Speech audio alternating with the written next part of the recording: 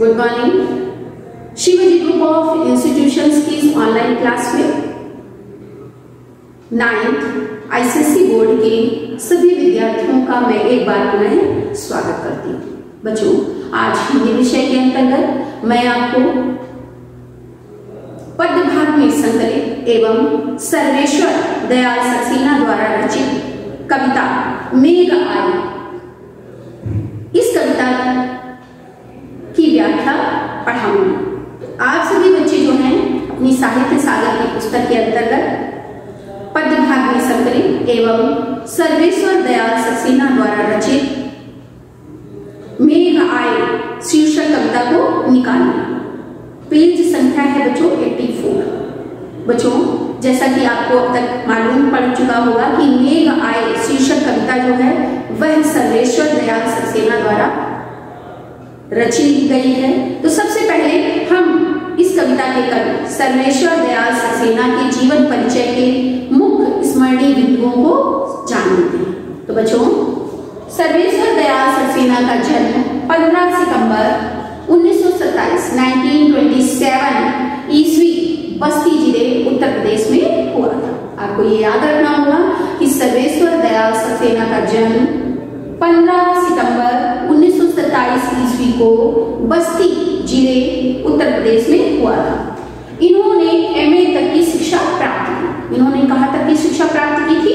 MA तक की शिक्षा प्राप्त की थी। सर्वेश्वर दयाल सक्सेना जो थे, उन्होंने दिनमान साप्ताहिक पत्रिका का 1965 ईस्वी में उप संपादन कार्य किया था। यानी सर्वेश्वर दयाल सक्सेना जो थे दिनमान साप्ताहिक पत्रिका के 1965 ईस्वी में उप संपादक बने। इसके साथ ही बच्चों, पराग नामक मासिक पत्रिका का सर्वेश्वर दयाल सक्सेना जी ने संपादन का कार्य किया था। आपसे प्रश्न किया जा सकता है कि सर्वेश्वर दयाल सक्सेना ने किस मासिक पत्रिका का संपादन किया था? तो आपका उत्तर होगा पराग।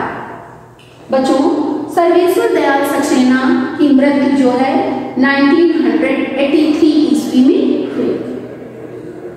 अब हम जानते हैं इनकी प्रमुख रचनाओं के बारे में। तो इनकी प्रमुख रचनाएं हैं काठ की घंटियां, बांस का पुल, गर्म हवाएं, एक सुनी नाव, कुआओं नदी, जंगल का दर्द, खूंटियों पर टंगे लोग।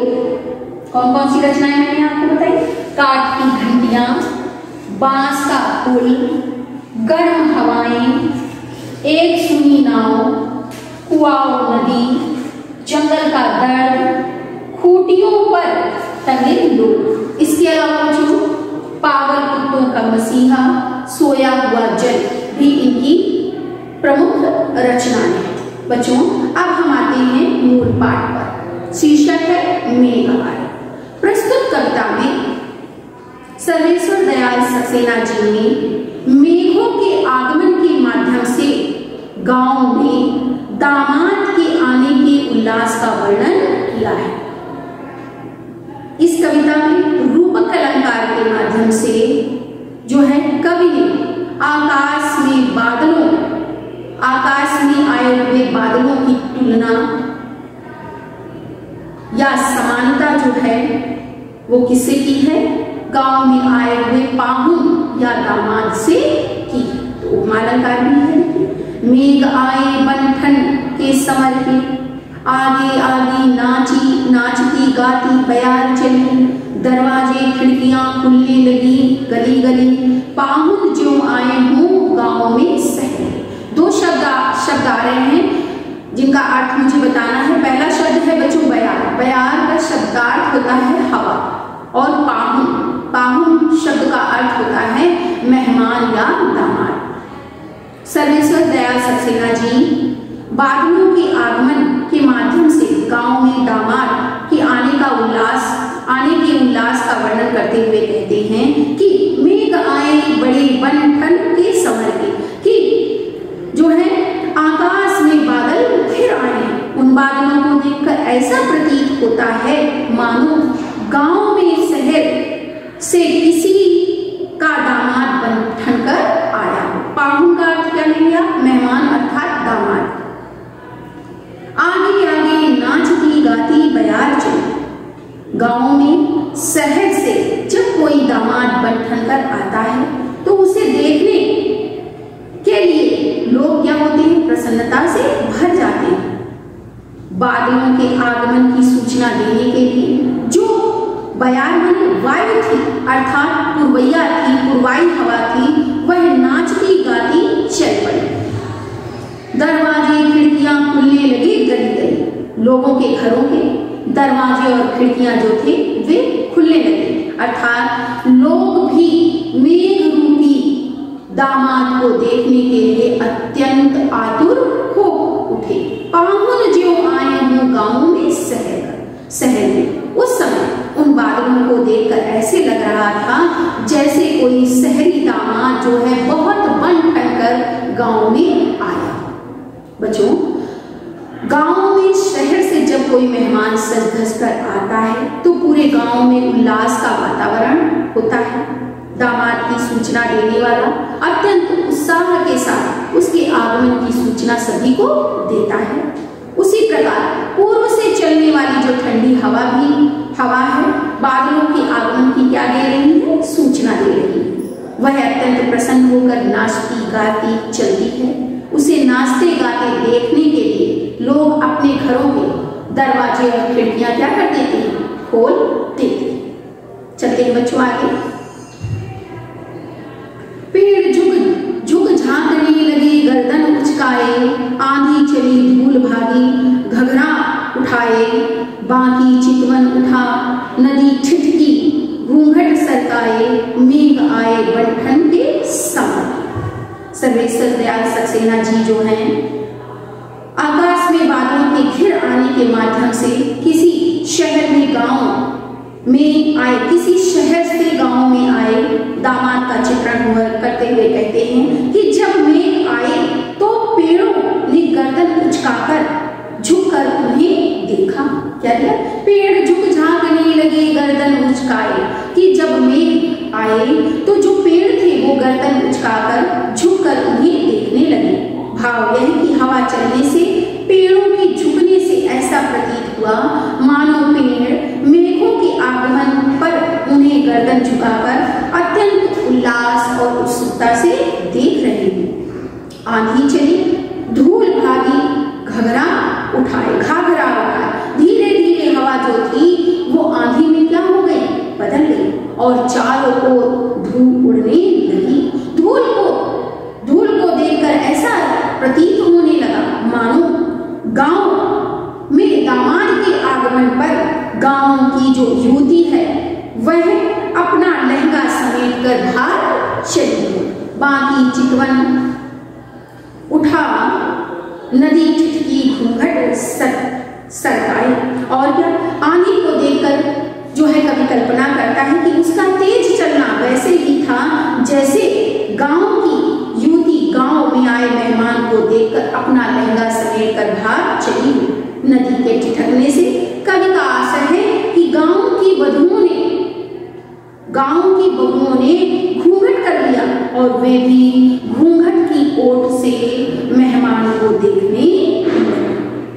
बच्चों आया समझ में? आगे देखिए।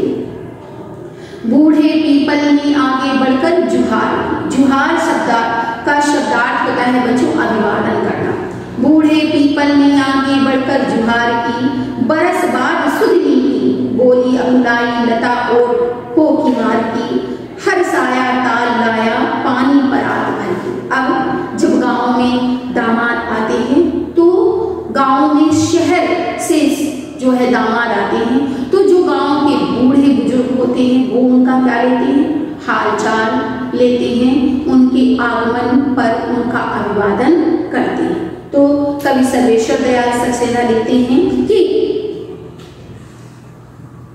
बूढ़े पीपल ने आगे बढ़कर जुहार की कि जब गांव में कोई दामाद आता है तो घर का बड़ा बुजुर्ग उसका स्वागत करता है, अभिवादन करता है। उसी प्रकार पीपल ने भी मेघों का क्या किया, स्वागत किया।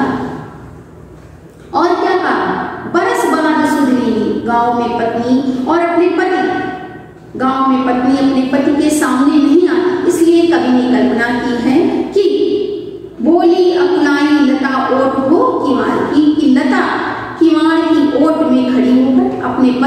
1 वर्ष बाद आने का उलाहना देने लगी। हर्ष आया ताल लाया पानी परात भर में। दामाद के चरण धोने का भी क्या है, गांवों में रिवाज होता है। कवि ने कल्पना की है कि तालाब जो था वो खुशी खुशी परात में पानी भर लाया, जिससे कि वह आए हुए मेहमान दामाद के चरणों को धो सके।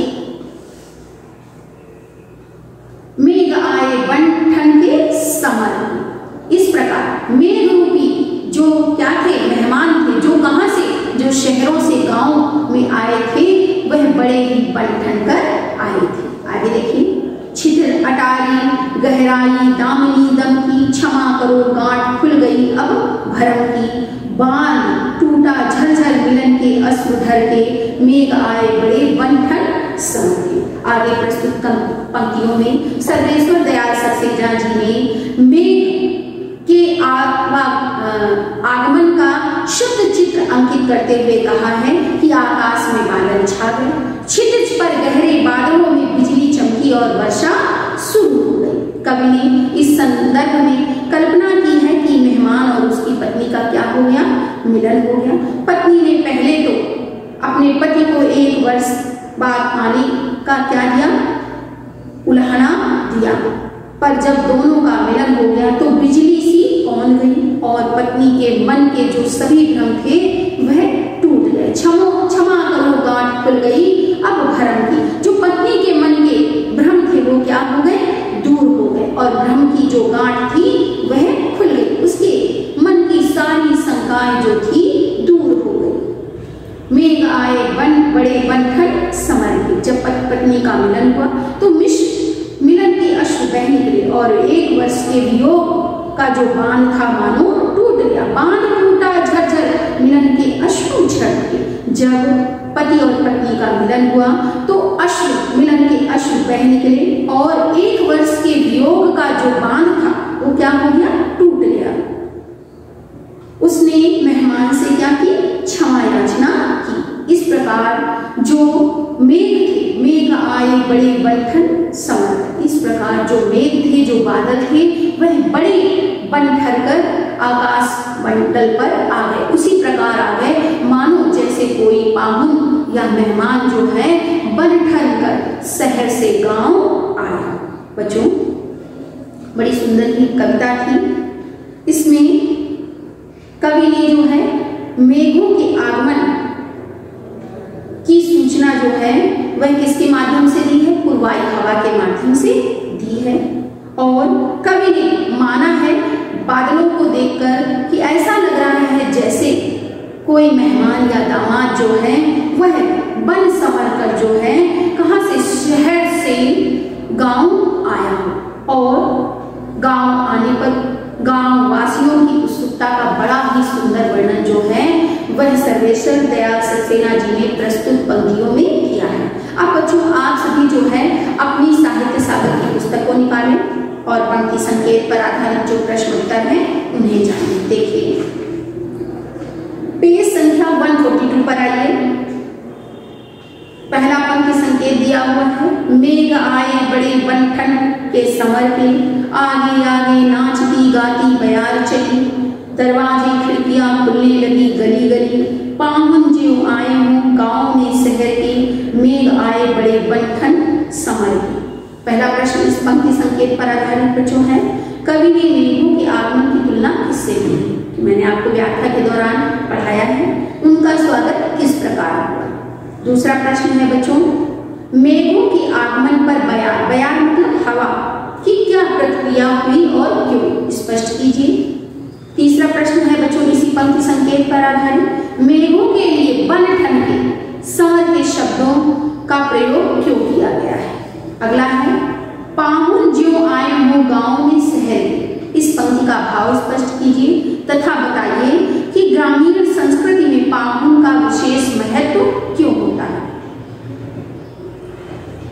बच्चों, तृतीय पंक्ति संकेत आपकी पुस्तक में दिया हुआ है, पेड़ झुककर झांकने लगी गर्दन उचकाई, आंधी चली धूल भागी घाघरा उठाए, बाकी चितवन उठा नदी चुटकी घूंघट सरकाए, मेघ आए बन ठन समर।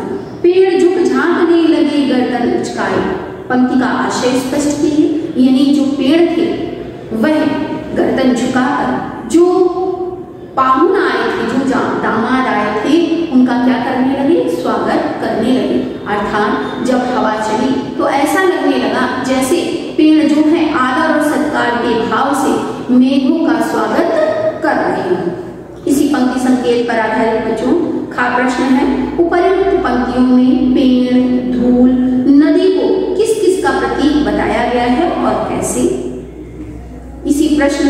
इसी पंक्ति संकेत पर आधारित अगला प्रश्न गा है, बाकी चितवन उठा नदी छिटकी घूंघट सरकाए पंक्ति का भाव सौंदर्य स्पष्ट कीजिए।